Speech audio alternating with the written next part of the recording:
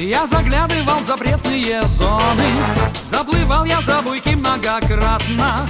Я проигрывал и был чемпионом, и потому мне все понятно. Каждый день я пробегаю по кругу, по изведанной до боли дороге, и звоню одной и той же подруге: если